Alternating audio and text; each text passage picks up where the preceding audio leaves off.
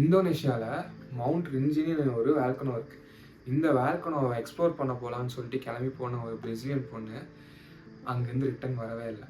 அந்த பொண்ணு பேர் ஜூலியானா மெரேனஸ். இன்ஸ்டாகிராமில் போயிட்டு ஜூலியானா மெரேனஸ்னு போட்டாலே உங்களுக்கு ஈஸியாக வந்துடும். And she is not a normal trekker, just ஒரு ஃபன்னுக்காக போகிற ஒரு பொண்ணு இல்லை. She is a professional trekker. நிறையா பக்கம் ஹைக்ஸ் போயிட்டு வந்திருக்கா. ஸ்டில் நிறையா பக்கம் பிளான் பண்ணி வச்சுருக்காங்க. பட் ரீசெண்டாக ஒரு பக்கம் போகலாம், ஒரு அன்ஃபர்கட்டபிள் ட்ரிப்பாக ஒன்று இருக்கும், ஒரு ட்ரெக்காக இருக்கும்னு சொல்லிட்டு பிளான் பண்ணி போன ஒரு பொண்ணுக்கு நிஜமாகவே அந்த லைஃப் வந்து அன்ஃபர்கட்டபுளாக மாறிடுச்சு. ஃபர்ஸ்ட் டே குரூப்போட சேர்ந்து எல்லாரும் போயிருக்காங்க. மலை ஏறும்போது it's just like a normal மலை மாதிரி இல்லை, இட்ஸ் அ வேல்கனோ ரைட். கொஞ்சம் வருஷத்துக்கு முன்னாடி ஒரு ஆக்டிவ் வேல்கனோவாக இருந்த ஒரு ஏரியா. ஸோ அந்த இடம் வந்து ஃபுல்லாகவே வந்து ஒரு அட்வென்ச்சரஸ் மாதிரி இருக்கும். ஸோ அதில் ஏறுறது ஒன்றும் அவ்வளோ ஈஸியான விஷயம் கிடையாது. அதனால இவங்க என்னதான் ஒரு ப்ரொஃபஷனலாகவே இருந்தாலுமே அவங்களால அவ்வளோ ஈஸியாக அதில் வந்து ட்ரெக் பண்ணி ஏறி போயிட முடியாது. அப்படி இருக்கும்போது குரூப்பாக போகிறாங்க. கூடவும் இந்த பொண்ணு போயிருக்கா. போகிற வழியில் இவளுக்கு டயர்டாக இருக்குன்னு சொல்லிட்டு ஒரு இடத்துல ஸ்டாப். இவளை விட்டுட்டு மற்ற எல்லாரும் கிளம்பி போயிருக்காங்க. ஈவன் அந்த கைட் கூட இவளுக்காக யாருமே வெயிட் பண்ணல, எல்லாரும் கிளம்பி போயிருக்காங்க. Within few minutes or hour அந்த இடத்துல இருந்து கிளம்பலான்னு சொல்லிட்டு கிளம்பின பொண்ணு கால் தடிக்கு ஸ்லிப் ஆகி 300 மீட்டர்ஸ் மேல இருந்து கீழே விழுந்திருக்கா. பெரிய பெரிய பாறை, முள்ளு, மரம் அந்த மாதிரி நிறையா இருந்து எல்லா இடத்துலையும் அடிச்சு ஒவ்வொரு ஸ்டெப்பாக கீழே போய் கடைசியாக ஒரு தரையில வந்து விழுந்திருக்கா. அதுவும் வந்து ஒரு ஸ்டேபிளான தரை இல்லை, ஒரு ஸ்லைடா இருக்க மாதிரியான ஒரு ஏரியா. அந்த இடத்துல போய் விழுந்திருக்கா. ரொம்ப நேரம் ஆகியுமே வந்து யாருக்குமே தெரியல. போன குரூப் எல்லாருமே ரிட்டர்ன் வந்துட்டு இருந்திருக்காங்க. அந்த ரிட்டர்ன் வந்துட்டு இருக்கப்பதான் ஆளை காணமேன்னு சொல்லிட்டு தேடும் போது ஒரு சவுண்டு மட்டும் கேட்டிருக்கு, ஹெல்ப்னு சொல்லிட்டு. அதை கேட்டோடனே ரெஸ்கியூ டீமுக்கு ஃபோன் பண்ணி எல்லாத்தையும் வர சொல்லியிருக்காங்க. அவங்க வரதுக்கு ரொம்ப டைம் ஆயிருக்கு, அவங்களால எதுவுமே பண்ண முடியல. ஸோ ஒரு ட்ரோன் அனுப்பி செக் பண்ணி பார்க்கணும். ஏன்னா அது மேல இருந்து ஒரு 300 ஃபீட்ஸ் டவுன்ல இருக்கனால அவங்களால டேரக்டா அவங்க பார்க்க முடியல. சவுண்டு மட்டும் ஏதோ கேட்குற மாதிரி அவங்களுக்கு தோணிருக்கு. ஸோ ஒரு ட்ரோன் அனுப்பி அவங்க உண்மையாலுமே அங்கே ஒரு ஆள் இருக்காங்களா, அவங்களுக்கு என்ன ஆச்சுன்னு செக் பண்ணலான்னு சொல்லிட்டு அவங்க கீழே இறக்கியிருக்காங்க. அந்த இடத்துல அவங்க இன்னும் உயிரோட தான் இருந்திருக்காங்க.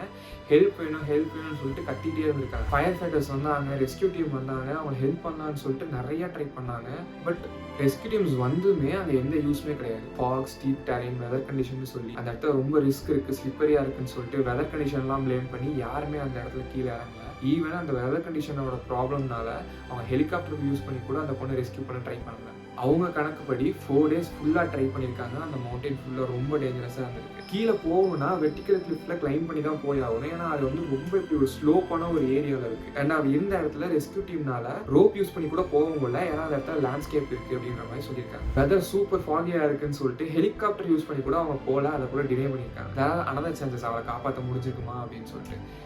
ஸ்டில் ஃபேமிலி கேட்டாங்க அவளை காப்பாற்றிக்க முடியும் அப்படின்னு சொல்லி. ஏன்னா அவள் கீழே விழுந்த உடனே அவள் சாகலை. கீழே விழுந்து 7 hours வரைக்கும் அவங்க உயிரோடு இருந்திருக்க சான்சஸ் வந்து நிறையா இருக்குன்ற மாதிரி ஃபேமிலி சொல்கிறாங்க. பட் அதுக்கான ப்ரூஃப்ஸ் கரெக்டாக இல்லை. நியூஸ் சேனல் சொல்கிறது படி பார்த்தா அவங்க கீழே விழுந்து ஒரு 20 to 30 minutes மேலே அவங்க சர்வை ஆகி அவங்களோட கீழே விழுந்தனால பிளட் லாஸ் ஆனதுனால, ஃப்ராக்சர்ஸ் ஆனதுனால அந்த இன்ஜுரியில தான் வந்து அவங்க இறந்துருக்காங்க. ஹைப்போதெர்மியான்ற ஒரு விஷயமே அவங்களுக்கு நடக்கல. அவங்க கீழே விழுந்தனால அந்த இன்ஜுரிஸ்னால அவங்க இறந்துருக்காங்க அப்படின்ற மாதிரியான ஒரு ரிப்போர்ட் ஒன்று இருக்கு. Still families and friends claim பண்ணுறது என்ன அப்படின்னா அவங்க ட்ரோன் யூஸ் பண்ணி கீழே போயிருக்காங்க. ஓகே, பட் அந்த ட்ரோனில் அவங்க ஏன் அந்த மெடிக்கல் யூசேஜ்க்காவோ இல்லை ஃபுட்ஸ்க்காவோ ஏதோ ஒன்று அவங்கள வந்து சர்வை பண்ண வைக்கிறதுக்காகவோ அவங்க ஏன் எந்த ட்ரையுமே பண்ணலை? ஃபர்ஸ்ட் பாயிண்ட், அந்த பொண்ணு கீழே விழுந்தோடனே இறங்கல.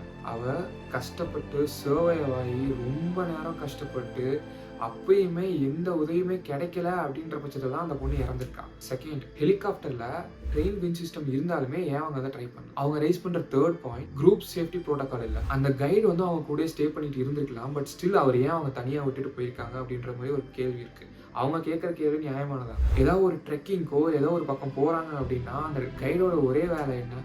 கூட வர மொத்த டீம் மெம்பர்ஸையும் குரூப் மெம்பர்ஸையும் வந்து சேஃப்டியாக கூட்டிட்டு வரதான் அந்த கைடோட மொத்த வேலையும். பட் ஆனால் ஈவன் ஒரு ஆள் அந்த இடத்துல வந்து நகர முடியல அப்படின்னு சொல்லிட்டு வெயிட் பண்ணிட்டு இருந்தாலுமே அந்த ஒரு ஆளுக்காக மொத்த கேங்குமே அந்த இடத்துல வெயிட் பண்ணிட்டு போயிருக்கு அப்படின்னா ஒரு கரெக்டான ஒரு விஷயமா இருந்தது. அதுவும் இல்லாமல் இந்த மாதிரி ஒரு டேஞ்சரஸான ஒரு இடத்துல போயிட்டு இருக்கும்போது கூட வர எல்லாத்தோட கோஆபரேஷனும் ரொம்ப முக்கியமாக இருக்கும். ஏன்னா எப்போ யாருக்கு என்ன நடக்கும்ன்றது யாருக்குமே தெரியும். ஸோ அவங்க ரைஸ் பண்ற தேர்ட் பாயிண்ட், அவங்க போயிட்டு இருந்த கைடோட சப்போர்ட் வந்து அவங்களுக்கு ஒழுங்காக கிடைக்கல, அவங்க குரூப் வந்து ஒழுங்காக அவங்க கூட இல்லை. அவங்க கிளைம் பண்ணுற ஃபோர்த் விஷயம் என்னன்னா, ப்ரீ பிளான் ரெஸ்கியூ கியர் வந்து சப்மிட்ல இருந்தது அப்படின்னா இந்த மாதிரி ஒரு சுச்சுவேஷனில் அது இனிமேல் வந்து பெட்டராக இருந்திருக்கும் அப்படின்ற மாதிரி சொல்கிறாங்க. இது அவங்க அப்பா அம்மா மட்டும் இல்லை, அவங்க ஃப்ரெண்ட்ஸ் மட்டும் இல்லை, நிறையா ப்ரொஃபஷனல் ட்ரக்கர்ஸுமே வந்து ஹைக்கர்ஸுமே வந்து கிளைம் பண்ணுறாங்க. இந்த மாதிரி ஒரு 4 ஸ்டெப்ஸ் அவங்க கரெக்டாக ஃபாலோ பண்ணிட்டு இருந்திருந்தா அந்த பொண்ணு நேரம் இறந்துருக்க மாட்டா, அவள் ஈஸியாக காப்பாற்றிருக்கலாம் அப்படின்ற மாதிரி கிளைம் பண்ணுறாங்க. அவளோட கதை உண்மையாகவே முடிஞ்சதா? June 24 after 3 days of being alone her body was found. நான் முன்ன சொன்ன மாதிரி அட்டாப்சி ரிப்போர்ட்டில் வந்து கிளியராக மென்ஷன் பண்ணியிருக்காங்க, அவள் கீழே விழுந்தோடனே இறக்கலை.